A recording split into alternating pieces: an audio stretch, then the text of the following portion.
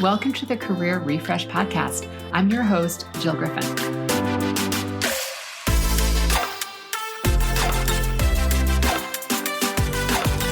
I'm a former media and marketing executive turned career strategist and executive coach. I spent my career working my way up and through the ranks of global organizations and startups, and today I show others how to do the same. Join me each week as we discuss the strategies and actionable steps to leverage your strengths, increase your confidence, and develop your career well-being. Ready? Let's do it.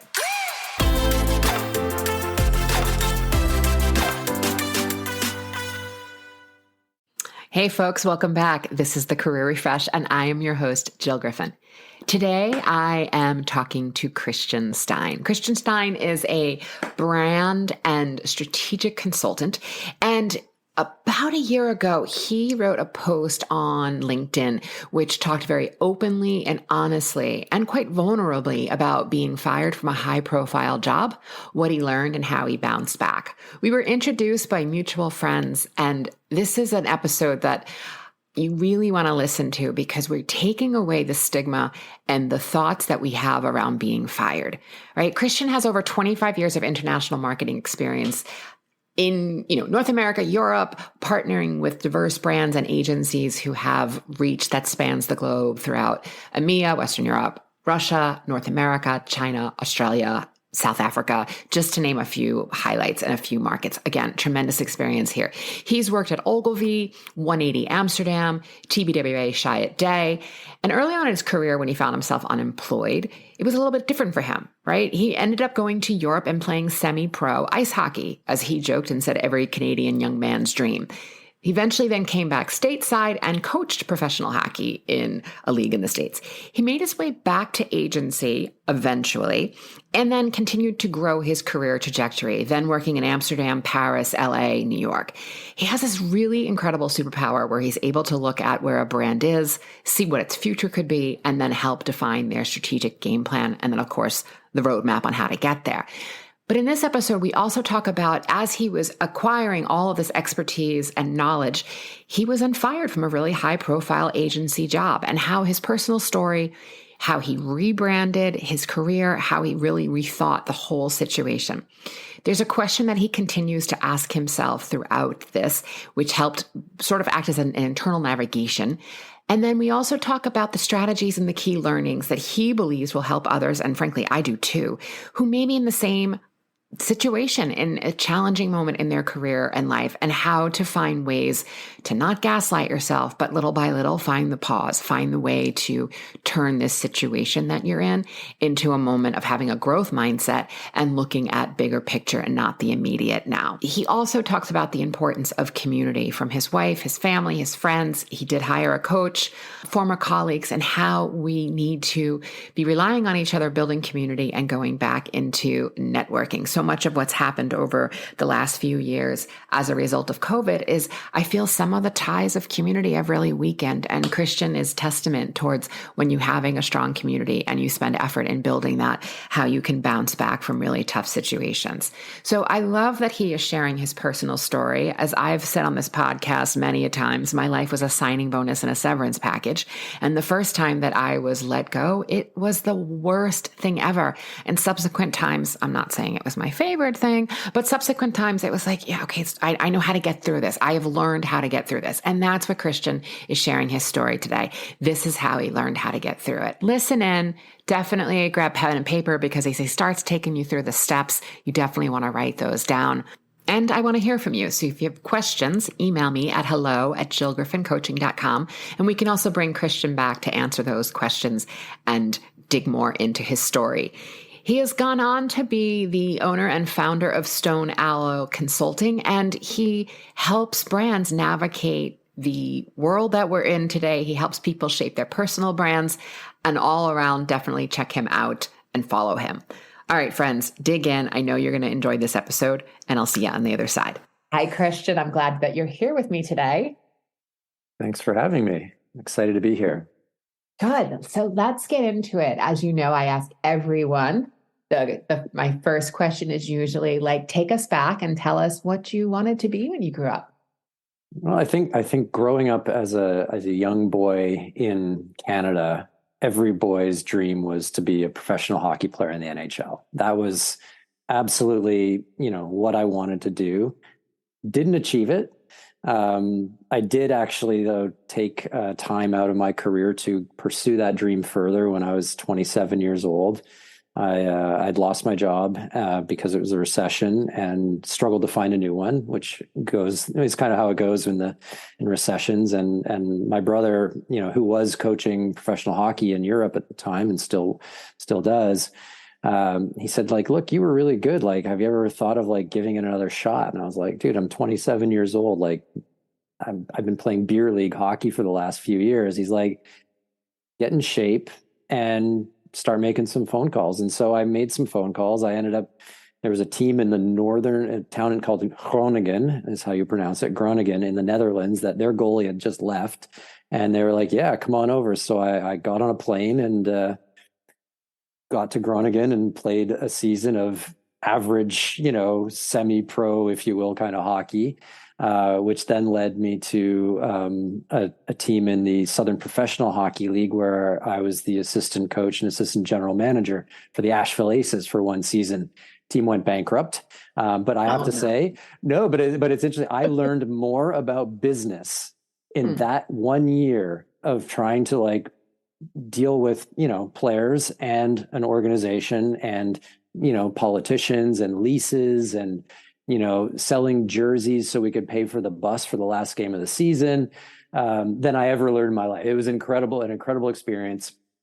And then that kind of all ended, and then I went and kind of got back into my advertising career path in Amsterdam, which was where everything kind of went from there. But so I wanted to be a professional hockey player. I kind of sort of maybe somewhat achieved it, but when I knew it wasn't going to make it to the NHL when I was younger and went to college, my dad was a dentist, and like so many of us, we're like, I'm just going to do what my dad did. I'm going to become a dentist.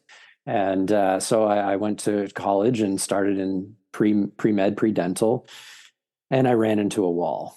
Hmm. And that wall was Wow. organic chemistry. Oh. And so all of this, like, I was like, Dad, I'm going to take over your practice. You're going to be able to retire. It's like everything was like amazing. And then I ran into the wall called organic chemistry. I just didn't get it. Like, it was just so over my head conceptually.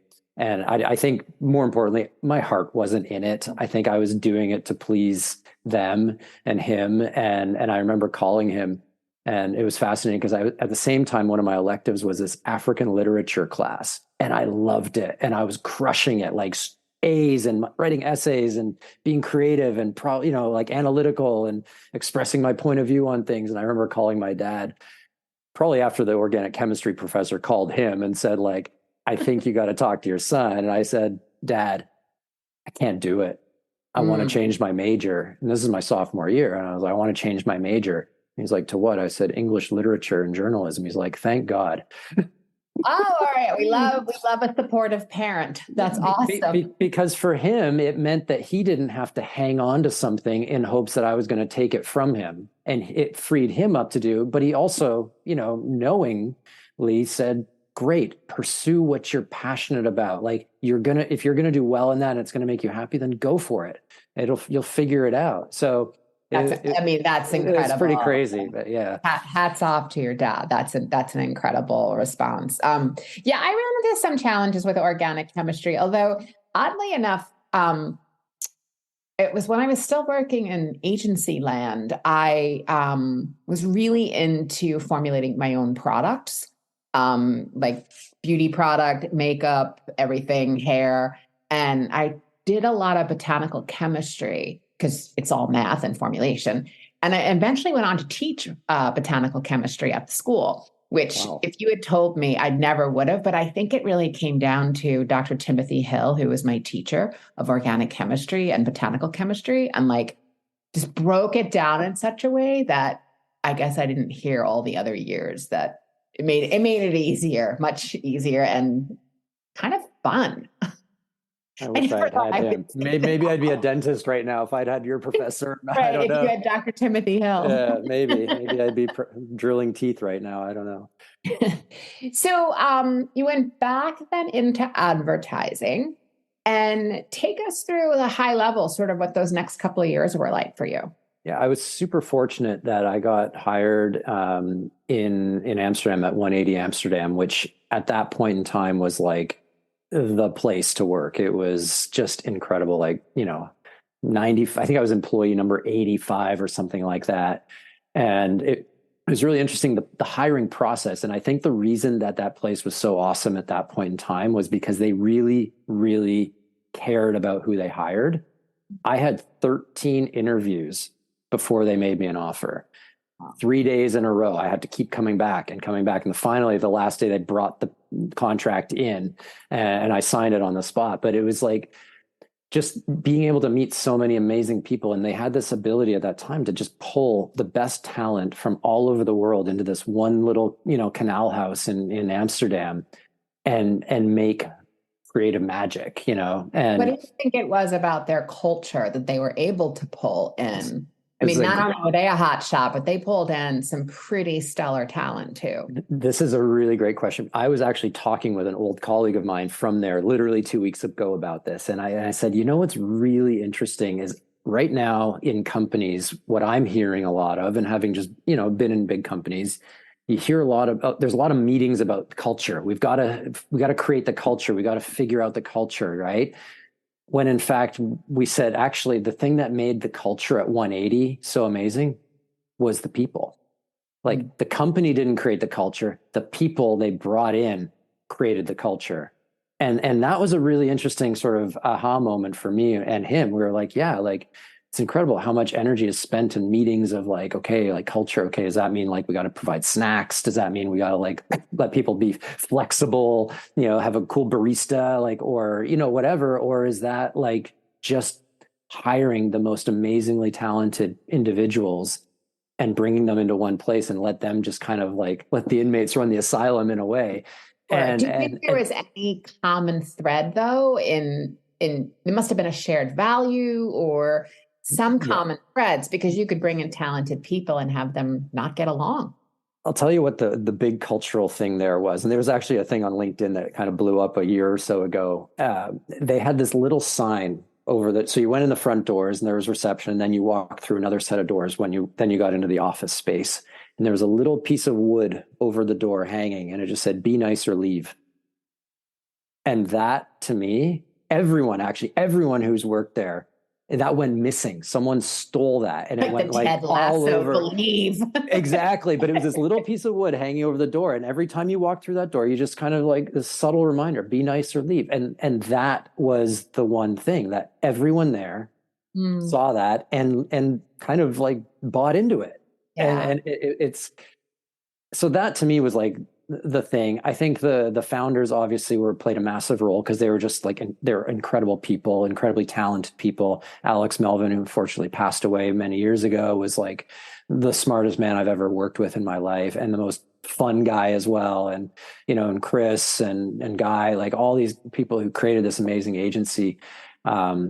I think they just attracted, good begets good, right? Like you bring good people, more good people come because they bring their people that they think are great people. And all of a sudden there was, and I think the other thing about it was 90% of that agency was expats.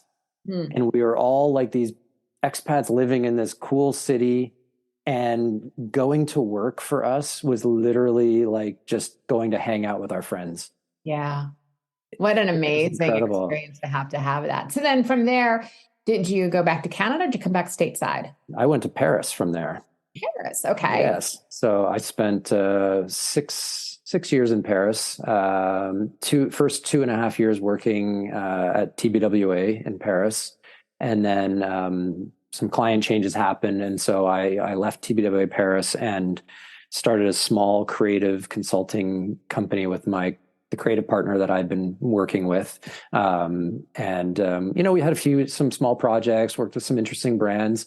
And then life kind of happened where his partner had a baby, and then my wife had a baby and like our son. And so it was like, we didn't quite have the new business pipeline going that we wanted.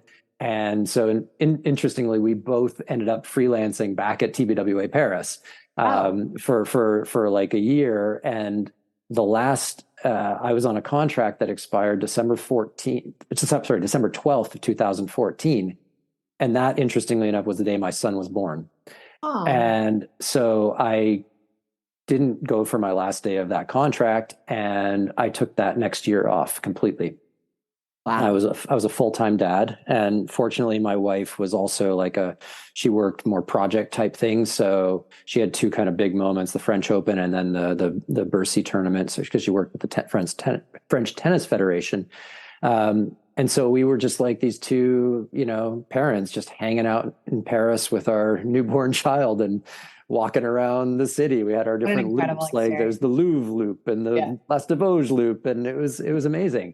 And then from there, I went to LA. I got an opportunity with TBWA to go to Chiat Day, Los Angeles, which was amazing. Was there a big culture switch then? I mean, same agency, but different offices between Paris and LA.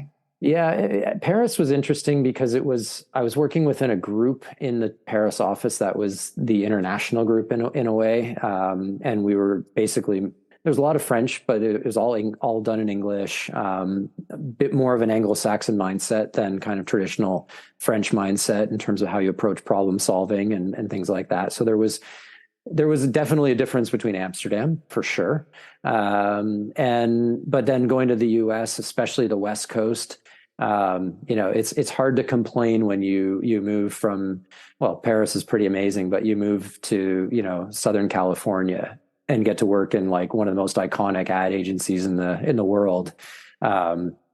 So culturally, from a lifestyle standpoint, it was a big change for us, which was embraced and loved. And from an agency culture, there was the through line of disruption, which is just TBWA's thing, of course. But I think the vibe in LA was definitely different. It's just a vibe out there. Like that office it's pretty amazing, a pretty special place. So you and I have discussed this before, and you also had a post that you put on LinkedIn a while back that went viral. And I would love for you to take our listeners through, your professional story and your career rebranding and being fired from a very high profile job. Yeah. So after LA, when COVID happened, I had to kind of make a decision if I wanted to leave TBWA and try to find something, in March 2020, which was not a good time to be looking for jobs, or potentially, there was an opportunity in the New York office, but it was a different role than I'd done. But I was like, all right, let's give it a shot. And I think I think we went into it with ambition and positive energy. And then after about a year of that, we had moved east at that point. So that was also a big change for us. So there was a huge personal adjustment for myself, my wife, and our son, as much as there was, professional adjustment that I was going through of a different type of role and a different kind of pressure in a different office with people that I didn't know. And, it's also hard in that moment when you come into a new office and it's all virtual because you don't actually get to hang out with people on a couch and get to know them and be yourself. It was it was difficult for me. And just, I ended up being a square peg in a round hole for that role. And ultimately they had to fire me.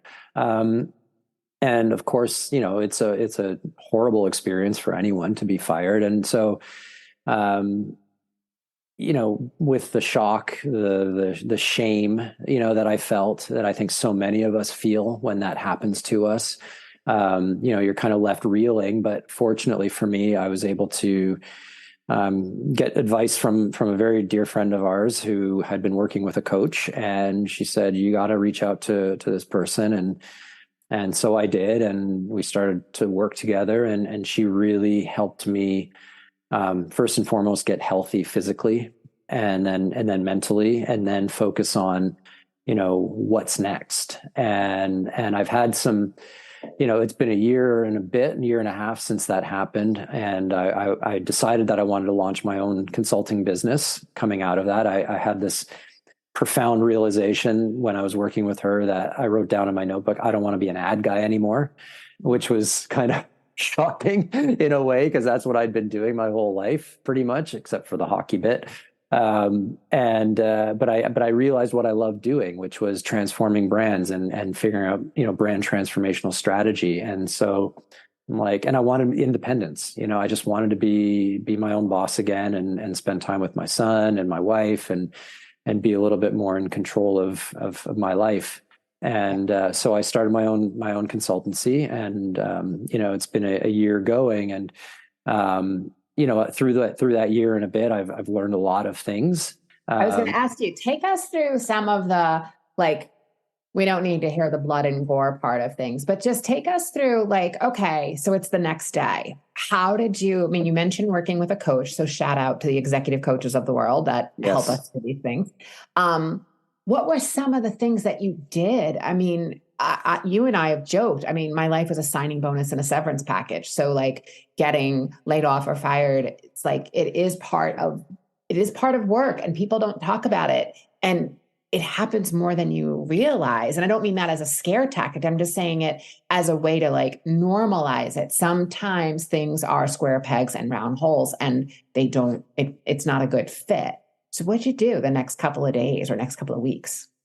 Well, it was horrible, because we actually had our former next door neighbors from LA literally staying with us in our house the day it happened, and having to kind of not just work up the courage to tell my wife what happened, but also then come home on the train and walk into a house of people who clearly were made aware of the situation, but they were amazing and so supportive. And I think that was kind of a boost that I needed to be okay, it's not the end of the world. We'll figure this out. Supportive community is the first thing he's saying, folks. So get that down. Supportive community. Yeah, I'm not a loser. I'm not a failure. This is okay. And then I think the one thing that I did is I actually, you talked about severance, and severance is great, but it is finite, and it's terrifying as you start to see those days, scrape by, and you're okay, this is going to end soon. I got to figure this out. But the one thing I did is I actually invested in me. And at a time when, money is the one thing you are holding on to like nothing else you've ever held on to in your life. Working with my coach, she taught me that, money is energy. It goes out and it comes in, and you have to learn to let it go, because it will come back to you tenfold or fivefold or whatever. And part of that was me investing in her, spending money on a coach. And through that process, if I hadn't done that, I can't even imagine where I'd be right now. But that thought of well, I've got to spend this much money on someone who's going to help me through this. But what if, that's money, and I need money. I need every penny I've got. You bet. And I always say the same thing. I love that you said for her take is money is energy. I look at money as high tide and low tide. Money comes in, money goes out. Meaning if it's gone in, it's going to come out, and it's going to go back and forth. And being in that space of whether you are an employee or whether you are a consultant or a freelancer, being in the space of knowing that there is those ebbs and flows, and you have to learn how to manage your mind. And whether you get a coach or a therapist or a mentor, or you have someone in your life who can be unbiased and give you that support, that's really where you're able to learn how to manage your mind, especially around money. So I love, love, love that you said that. Yeah. The other thing that I started to really work on was, like I talked about, you're sort of so focused on tomorrow and that short-term security that you have, because it's there, and that severance payment's going to hit your bank account, and you're okay, I'm just going to focus all my energy on this thing that's right in front of me, versus looking down the road and what's the long-term growth opportunity, right? What's the long-term growth mindset? So I've worked very hard at getting my brain to realize stop worrying about this right in the moment, and start thinking about what could be down the road and what the possibilities are. And that was the big thing of I think we talked about this when we talked last time about that open to work badge on LinkedIn, which is just to me is like screaming like I'm screwed, please help me, I need a job. Versus if it said like ready to tackle new challenges, or What a difference in energy shift. hashtag bring I'm it ready. on, or like I'm here to kick ass, or whatever it is, like, and just kind of the stigma that goes with getting fired, and then it's just like that's just reinforcing it. It's like you're open to Open to anything, right, right. and so that sort of that plays into that short-term long-term thing, and I had to kind of flip my brain to go, okay, like where do I want to go? And one of the things that I asked my clients this question for their brands, but I also asked myself this question: is what's my win? And down the road, what if I look back, I'm like, okay, I did it, I won, and that was uh, my win was to be stress free, and it's not a tangible, it's not a quantifiable thing, Right, right? right. And I'll never be stress free. Of course, we're always going to have stresses, but it was like I can see a path to getting towards that, and if I can take small intentional steps towards that goal, the chances of me getting there are really, really high. But to do that, I've got to let go of what's like this short term security thing and start, putting myself out there a little bit, Yeah. crack that door open a little bit, Right.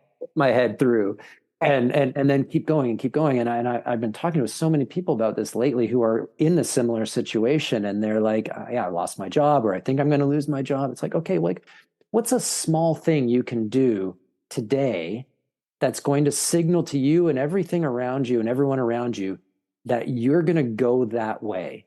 It might not be the only way you go, but it's a small step in that direction. And then you know what? Tomorrow, do another. Let's get Do more another. tangible. Tell us what that might mean for you, or in a hypothetical, if you're saying what's the small thing you can do. For me,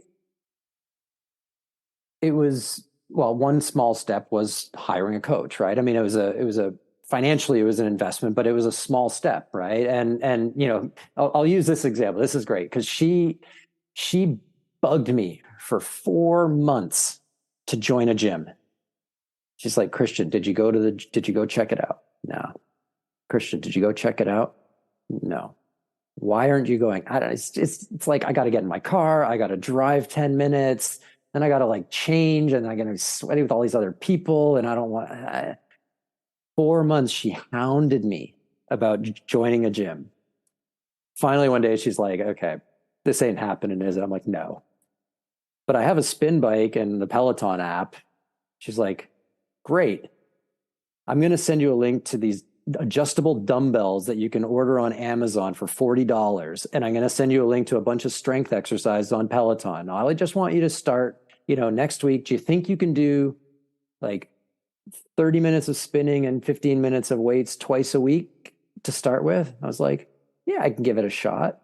Yeah. So I ordered the dumbbells. They arrived. And sure enough, now 4 days a week for an hour every morning, I've like on the spin bike doing my weights. But it was a $40 thing, versus a annual gym membership that I'd have to drive in my car to do.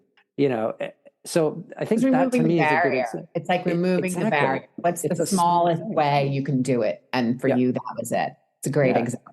Yeah. And I think in business, it's the same. Like, if you have an idea for something and you're sort of in that fear moment, spin cycle of fear, as I call it, where, indecision is actually a decision you're making. And you just like, I don't know, buy the URL for the company you want to have. $10 on GoDaddy, but buy it, because you know what you've just done there is you've actually said to yourself, I'm going to go that way. I'm going to try it. Versus just sitting and thinking about it, which is, you aligned your aspirations and actions. You're like, okay, I want that. Let me go take it. Okay. Yeah. So I love that. So I hear that we have so far, it's finding the supportive community. So in your case, you walked into it because it was in your house that day, but in general, finding that. Next, it was you invested in yourself. The third thing you did was, what's the one small thing you can do? So 3 steps. Are there any other things that you I got a whole list. I love it. Keep them coming. I think the mindset of progress over perfection always. We are never going to get it absolutely right. Personally, professionally, whether you're working for a company, whether you're managing a brand, whether you're a teacher, you're never going to get it perfect. So just keep moving forward. Like, try stuff. If it doesn't work, who cares? Try something else.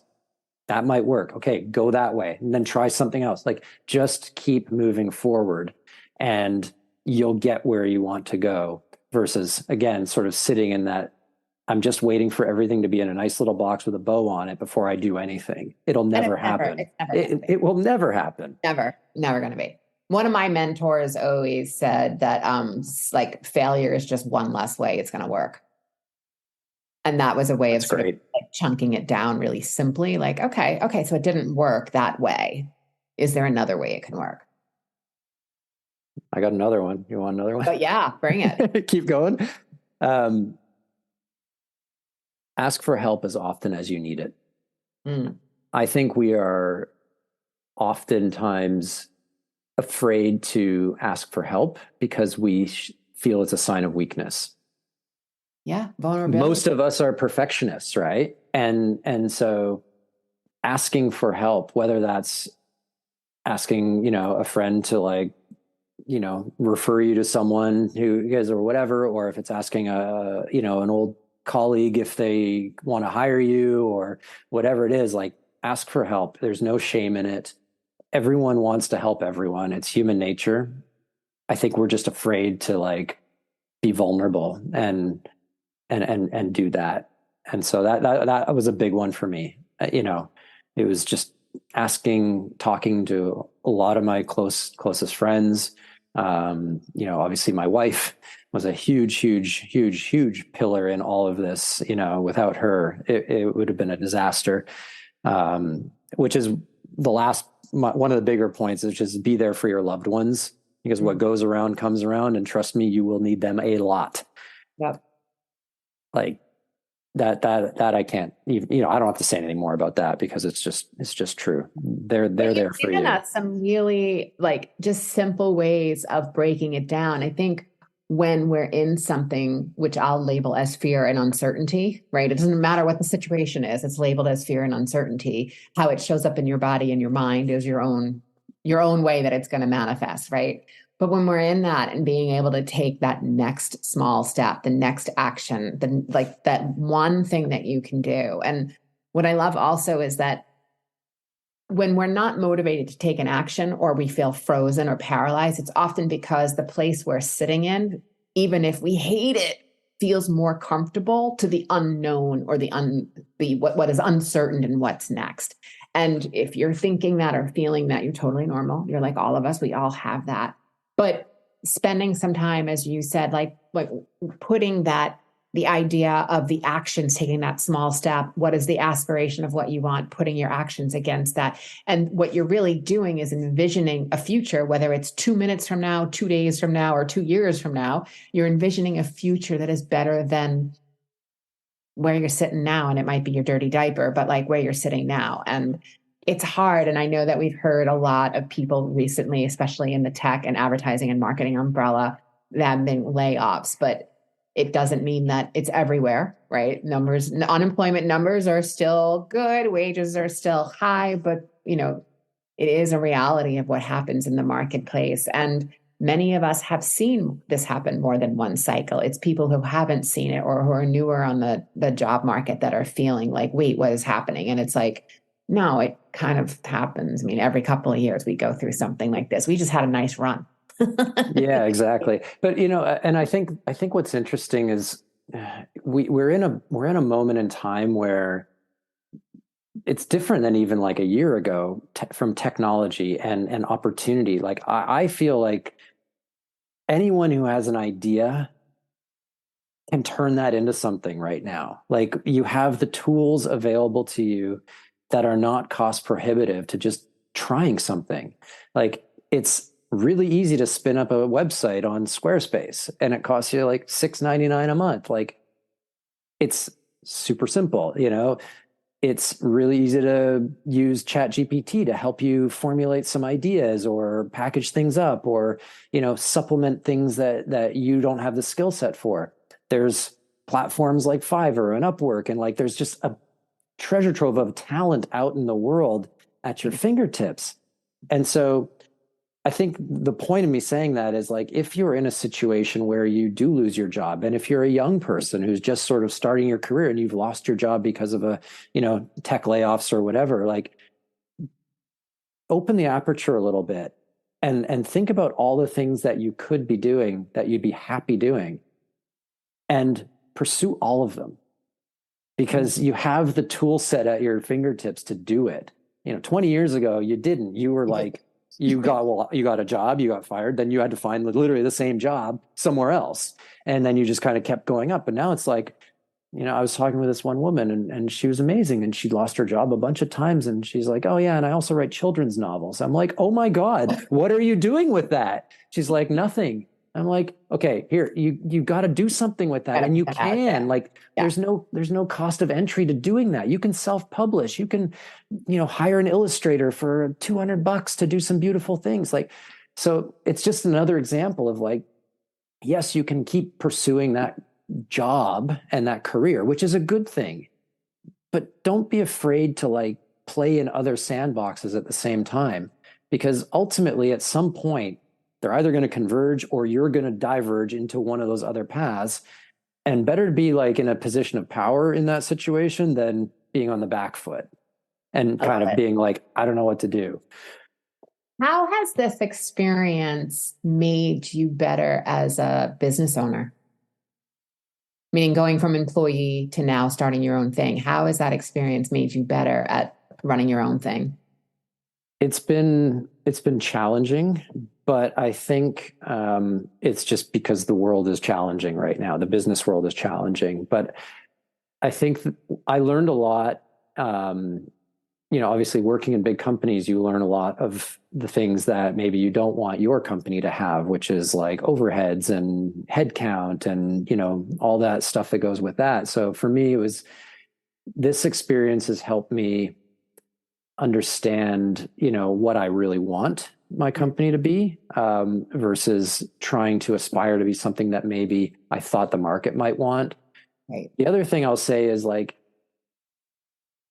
the first year and a bit of my business, you know, I very much embraced that progress, not perfection mindset. I was trying all sorts of different things, like products, and, you know, I offer this and this laundry list of other things, and I'm a collective, and I'm a this, and I'm, you know, I can do that. And this product goes before this product. In fact, like, I spent a year basically calibrating, Right. yeah, my business. Yeah. And also, like, crafting my elevator pitch and really getting to the heart of, like, well, what is my business? And if I had to tell someone in 30 seconds, what would it be? But it's not like I woke up on whatever it was, September, whatever of last year, and we're like, here it is. It's perfect.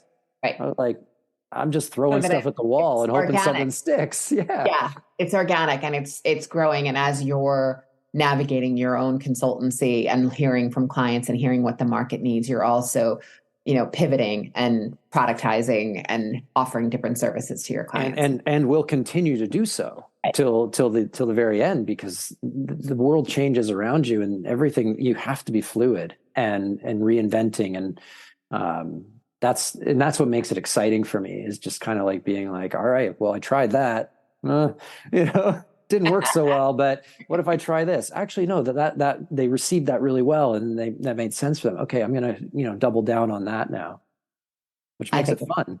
Yeah, no, it definitely does. It definitely does. Christian, this was really, really helpful. I think just shining a light on, you know, things happen, we lose jobs, and that there is a way of managing your time and your mind after it. And then showing everybody that with Stone Owl Consultancy, you are back in it and you're able to deliver for clients and use all of these experiences for the greater good of all. I love that. I will put all of your information in the show notes so people know where to find you. Thank you so much for sharing so openly. I think it's really, really helpful, and I appreciate you. Thank you so much, Jill. It's been amazing.